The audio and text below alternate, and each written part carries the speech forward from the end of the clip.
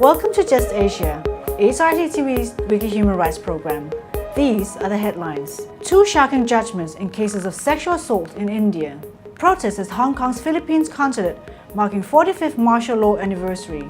Indonesia's legal aid office reopens after mob attack. New UN report critiques state reprisals against human rights defenders. North Korea must acknowledge child abuse, says Human Rights Watch. Pakistan folk school on human rights defenders and criminal justice system. 3 urgent appeals from Sri Lanka.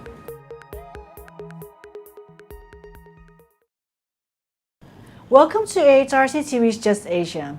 I'm Annie Lin. This week, Just Asia begins with 2 shocking judgments in India in 2 different cases of sexual assault. In the first, the Punjab and Haryana High Court suspended the sentences of free law students convicted of raping and blackmailing their female classmate. Instead of focusing on the actions of the convicts, the High Court judgment is a terrible testament to the character assassination so common in Indian society after an incident of sexual violence. The judgment speaks of unrelated and irrelevant aspects of the survivor's lifestyle in order to justify suspending the sentence. It even went so far as to say that there was no gut-wrenching violence accompanying the rape in order to rationalize the release of the convicts and the suspension of the sentences. In the second judgment, the Delhi High Court acquitted Mahmood Farooqui, a film director and artist, of raping a researcher in March 2015 on the basis that the testimony of the survivor was not reliable. The judgment stated that instances of woman behaviour are not unknown that a feeble no may mean a yes. This ridiculous basis for reversing the conviction once again shows how little judges in India understand the concept of consent.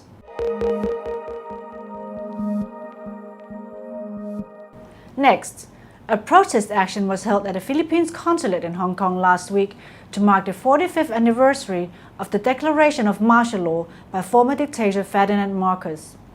Organized by BAYAN Hong Kong and Macau, the protest on September 21st was part of the internationally coordinated action against rising tyranny, dictatorship, and martial law of the Duterte administration in the Philippines.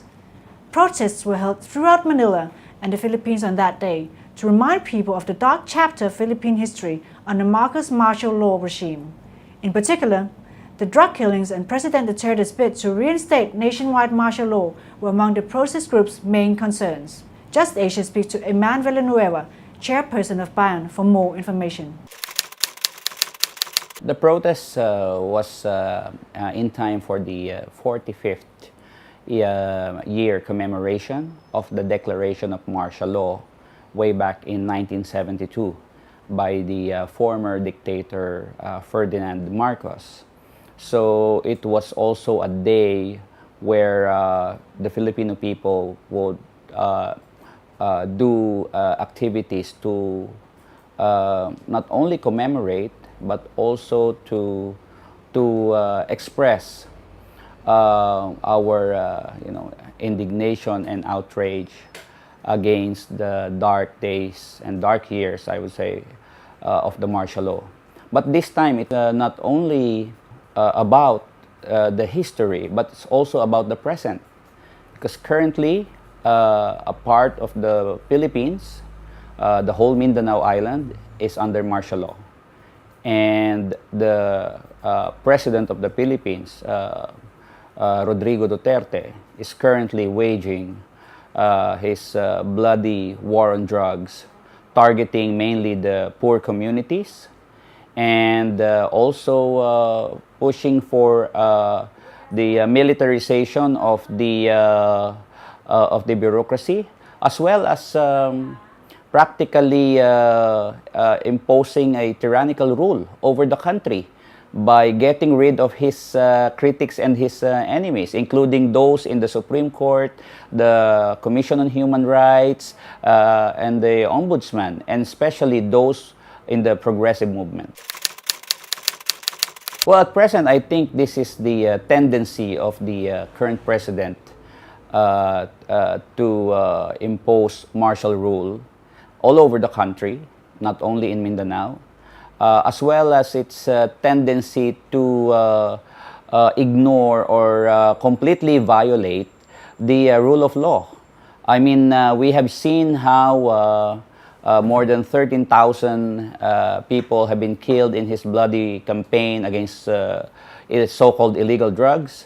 The police and other state armed agents are basically killing anyone, including children, just to meet the what we call the quota set by the government. They get financial rewards for killing people, and now people who are speaking against it and against the anti-people policies of the president are being targeted by either intimidation, political harassment, and even social media campaign and bullying and harassment, not only by his supporters, but in fact by paid trolls. The government under the Presidential Office on Communication is basically running an army of paid trolls. One is to promote his advocacies, his anti-people policies, and make it appear that a lot of people are supporting it, and on the other hand, attacking his critics.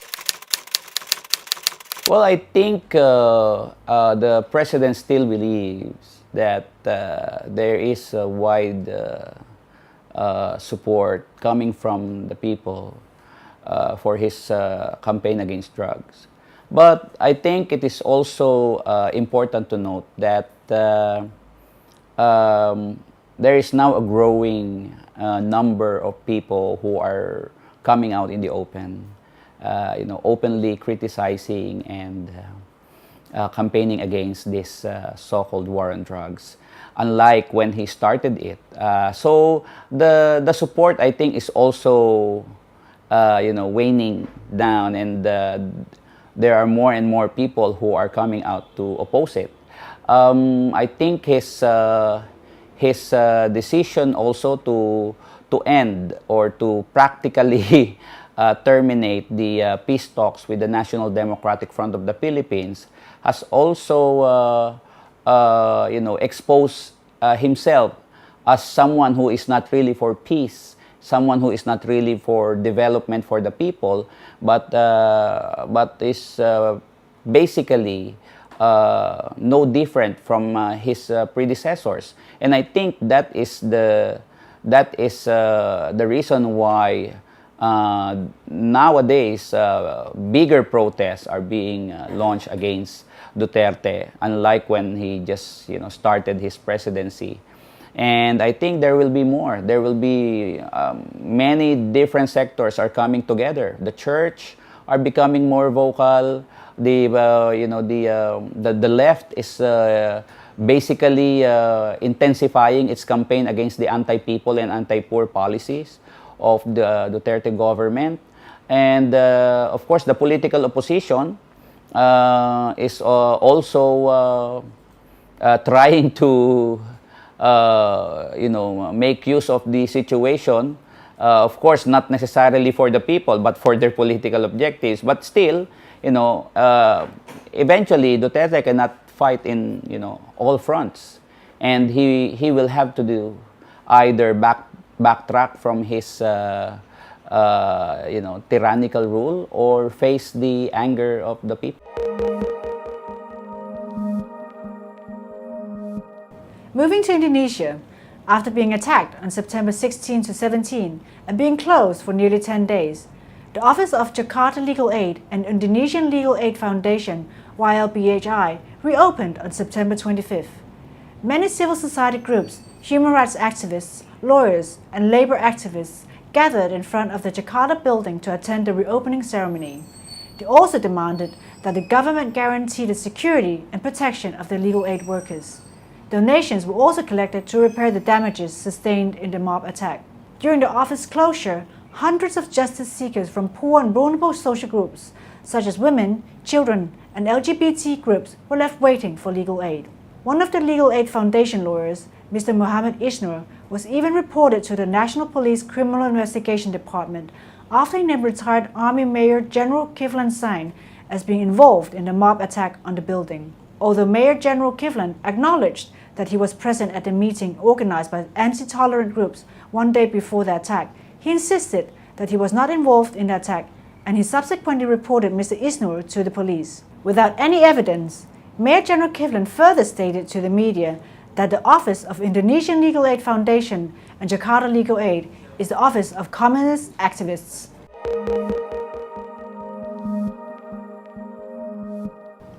A new United Nations report warns that a growing number of human rights defenders around the world are facing reprisals for cooperating with the UN on human rights. Asian countries mentioned in the report include China, India, Pakistan, Sri Lanka and Thailand. The retaliations range from travel bans and asset freezing to detention and torture. All the cases highlighted in the report occurred from June 2016 to May 2017, involving persons and organizations that have used UN procedures, submitted communications under procedures established by human rights instruments, or provided legal or other assistance to other people.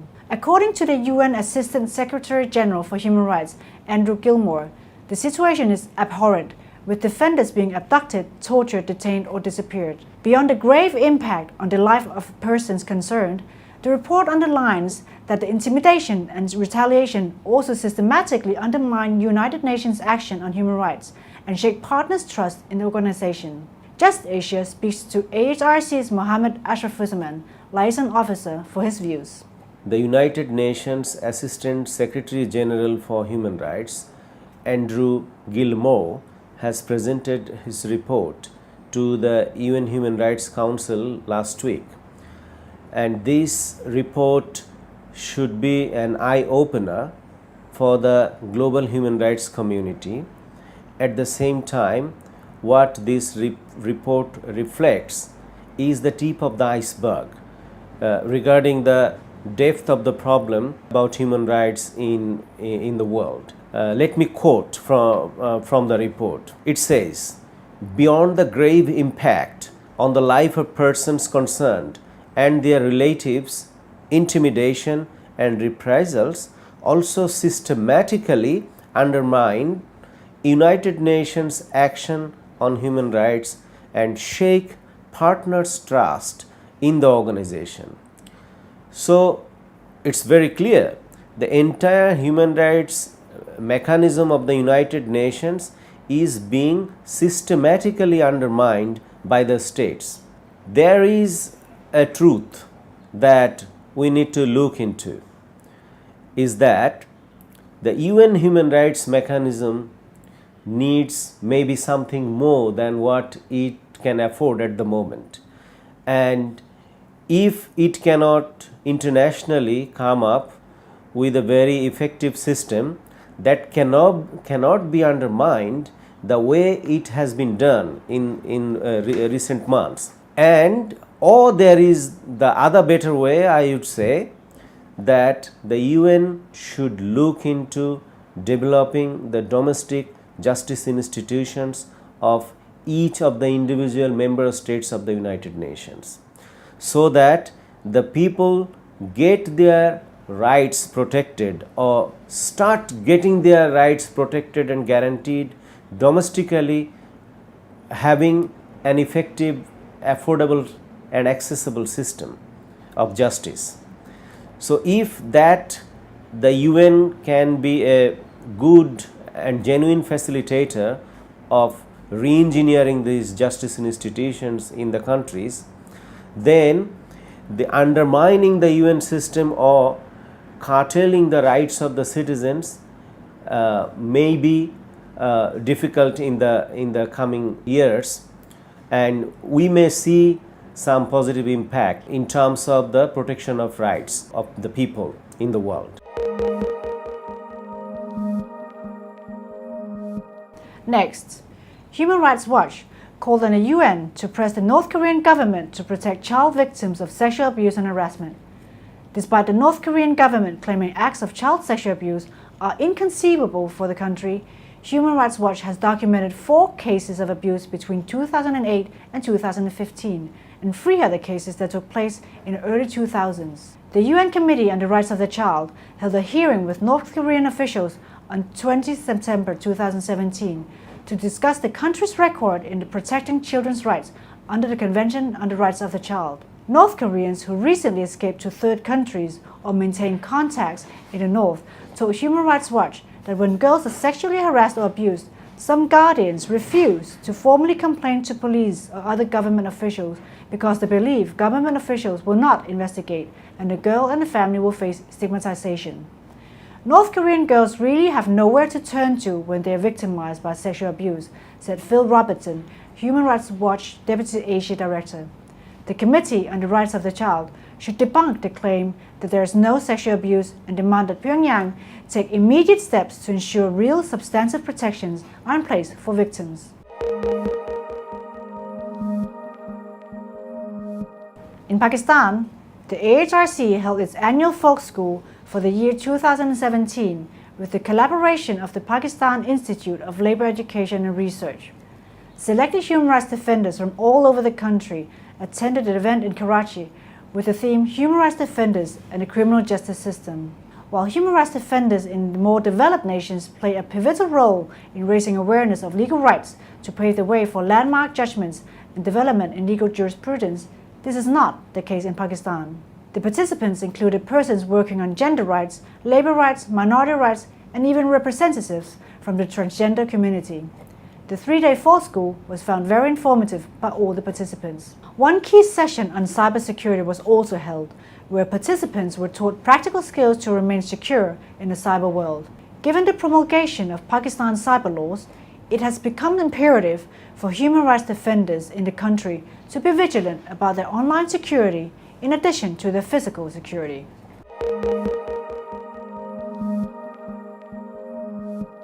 Finally, Durjan Appeals Weekly features 3 cases from Sri Lanka.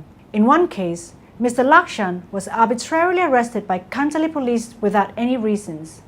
Similarly, in another case, Mr. Gregory was also arrested, tortured and produced in a court without any evidence of criminal activity by the Kandy police. In the third case, the police have not efficiently investigated into the mysterious death of a transgender person, Mr. Sanath.